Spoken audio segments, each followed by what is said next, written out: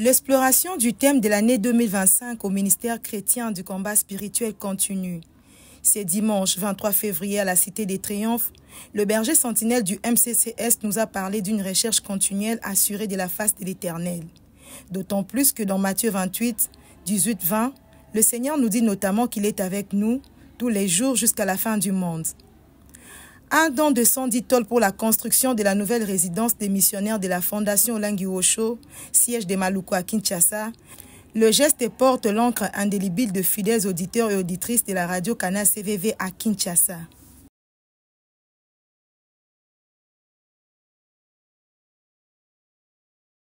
Alléluia! Guérison miraculeuse du cancer des seins. C'est ce que Jéhovah Rapha, le Dieu qui guérit toute maladie, a accompli dans la vie d'une messagère de Jésus du siège FOW de Banzangungu en RDC. Promotion Marie-Madeleine, Maman Virginie Géco est tombée malade en 2020 pendant le confinement de Covid-19. Le diagnostic médical était sans appel. Je n'avais pas la tristesse. J'avais pris courage. J'ai invoqué mon Jésus. J'avais invoqué Yesu Nanga. On n'avait pas l'argent pour aller me faire l'échographie.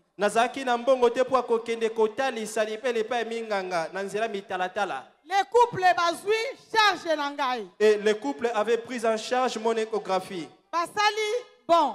Ils avaient fait un bon de paiement. C'est ainsi que je vais aller me faire consulter dans un hôpital à Mbanzangungu catholique. Et quand l'échographe avait fait son service, il a commencé à me décourager. Mais parce que j'avais Jésus dans moi, j'ai commencé à renoncer immédiatement.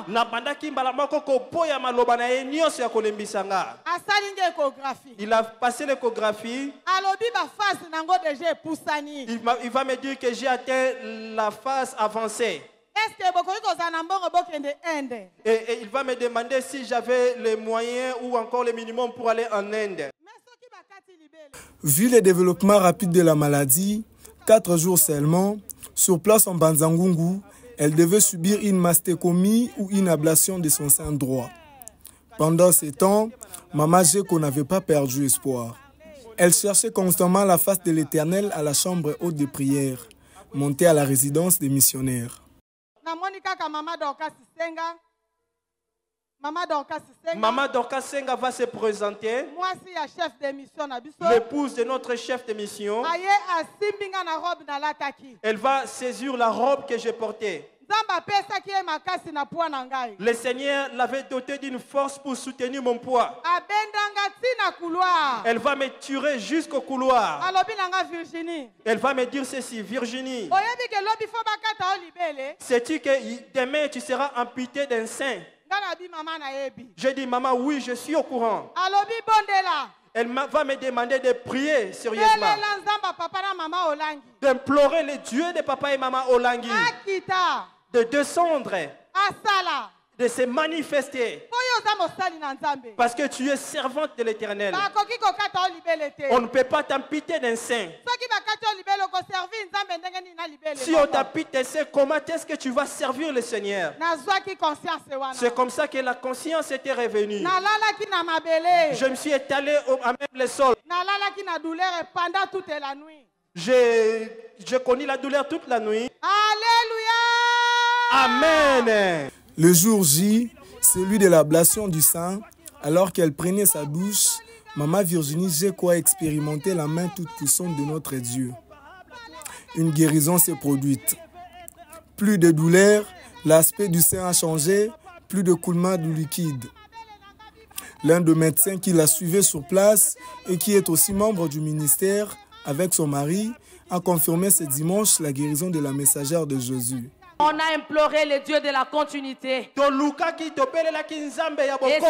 mois et demi après que nous allons faire le constat que les fissurations arrivent, les fissurations se sont cicatrisées, les écoulements arrivent, elle n'avait plus de douleur, et la masse douloureuse qui était là s'estompait petit à petit. Au bout de 2 mois, il n'y avait plus rien. Cette fois-ci, j'ai dit, je vais faire l'échographie moi-même. J'ai fait l'échographie. Je n'ai pas trouvé de masse louche. Je l'ai envoyé reprendre l'échographie au même endroit. J'ai envoyé les résultats à un ami gynécologue à Kinshasa. L'ami m'a dit, Betty, il n'y a plus rien. Il n'y a plus rien,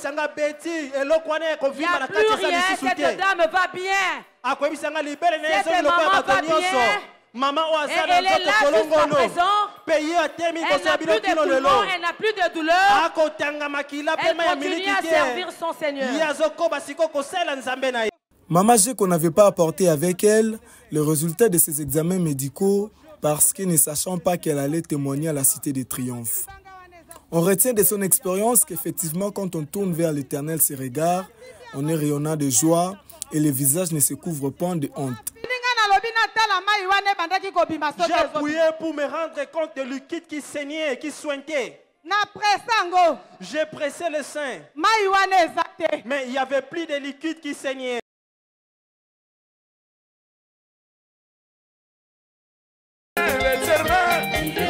Allez, voici les paroles. 1, 2, 3, 4. L'exploration du thème de l'année 2025 au ministère chrétien du combat spirituel continue. Ce dimanche 23 février à la Cité de Triomphe, le berger sentinelle du MCCS nous a parlé d'une recherche continuelle assurée de la face de l'Éternel. D'autant plus que dans Matthieu 28, 18 à 20, le Seigneur nous dit notamment qu'il est avec nous tous les jours jusqu'à la fin du monde. En d'autres mots, a expliqué Papa Alain Gabriel Olongui, nous cherchons un Dieu présent et qui se relève à tous ceux qui le cherchent. Ce Dieu dont le pouvoir est absolu. Cette promesse de présence au quotidien s'accompagne d'une mission, celle de faire de toutes les nations des disciples de Jésus. Des hommes et des femmes qui observent les prescriptions divines dans leur vie de tous les jours. Pour illustrer son message, le primat du ministère chrétien du combat spirituel a mis un point d'honneur à un personnage biblique qui cherchait continuellement la face de l'Éternel. En l'occurrence, le roi David. Il a expérimenté le pouvoir absolu de Dieu dans plusieurs facettes. Son engagement dans la recherche de la face des dieux s'est traduisé par un effort personnel à incliner son cœur à pratiquer les lois de l'Éternel tous les jours. Psaume 119, 121. De la même manière que Jésus a dit, je suis avec vous tous les jours jusqu'à la fin du monde. David à son tour, il dit, Seigneur, j'incline mon cœur. Quelle humilité. J'incline mon cœur dans la repentance, la recherche de la sanctification, dans la délivrance. J'incline mon cœur. Lorsque nous inclinons le cœur, tout de mauvais sort. Les totems sortent, les léopards sortent, les cancers sortent, les crocodiles, les serpents sortent. Lorsque nous inclinons nos cœurs, incliner nos cœurs, c'est chercher continuellement la face de l'Éternel. Pour que l'Éternel nous délivre. Cette année 2025, nous nous engageons à chercher continuellement la face de l'Éternel dans la conviction et l'assurance qu'il est avec nous tous les jours.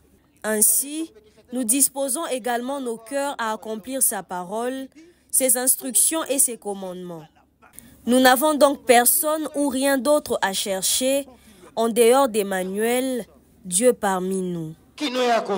Nous allons chercher l'Éternel, comme Maman Olangi et Papa Olangi nous ont montré.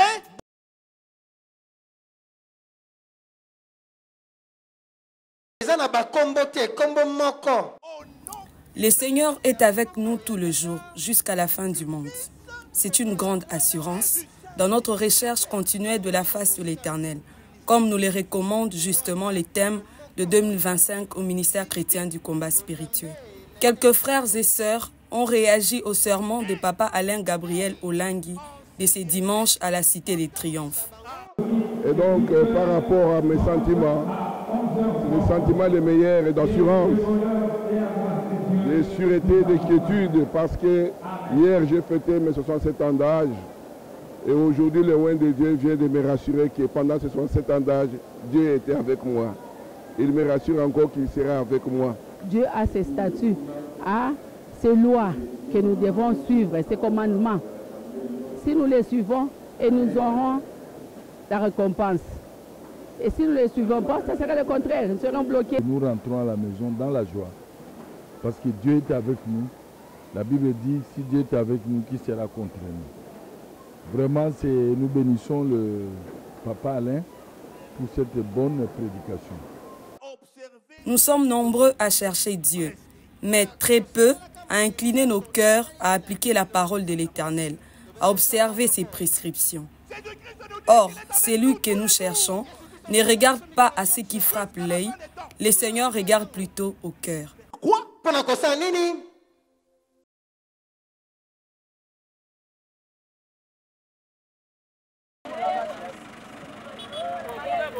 Un don de 110 tôles pour la construction de la nouvelle résidence des missionnaires de la Fondation Olangi Wosho, siège de Maluku à Kinshasa. Le geste porte l'encre indélébile des fidèles auditeurs et auditrices de la radio Kana CVV à Kinshasa. Réunis au sein de leur structure, ces disciples et messagères de Jésus ont dernièrement fait le déplacement de cette commune urbano-rurale qui couvre 79% de la superficie de Kinshasa. Objectif, procéder à la remise officielle de ces dons. Le porte-parole des fidèles auditeurs et auditrices de la radio CVV explique. Aujourd'hui, nous sommes à Maluku, précisément au siège de Maluku. Donc avec une grande joie d'être parmi les missionnaires de Maluku. Ils nous ont réussi vraiment avec honneur. Dans la délégation partie à Maluku, il y avait également des ouvriers et ouvrières du Seigneur à CVV. Ils se sont présentés aux disciples et messagères du deuxième siège de la FOW à Kinshasa. Bien plus, chacun a dit en un mot comme en mille son expérience avec le Seigneur au sein du département de l'éducation et de culture de la Fondation Olangi Wosho. La messagère de Jésus, Maman Élisée Mejuanzambi, qui dirige le siège de Maluku avec son mari, a exprimé la joie et le soulagement de toute la communauté. Dieu nous a exaucés, il nous a envoyé les partenaires de la CVV internationale nationale, de la radio Kana CVV. Ils ont venu, ils ont pris la décision de nous aider avec les tôles. Et c'était une promesse, on ne savait pas si cette promesse va se réaliser, mais aujourd'hui c'était un rêve et aujourd'hui c'est une réalité.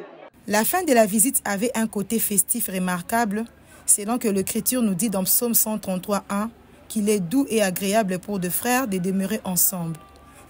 Certes, la première, cette visite est cependant loin d'être la dernière, ont promis les fidèles auditeurs et auditrices de la 102.7 MHz.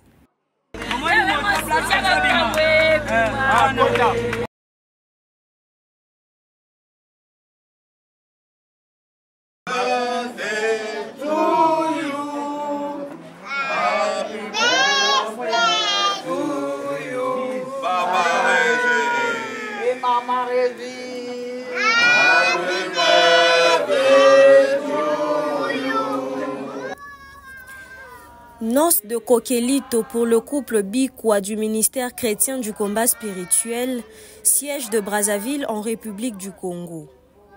Elles ont été célébrées ce dimanche 23 février à la Maison d'Alliance. C'était après le culte d'adoration, en présence du président de la Fondation Olangi Wosho, Papa Alain Gabriel Olangi.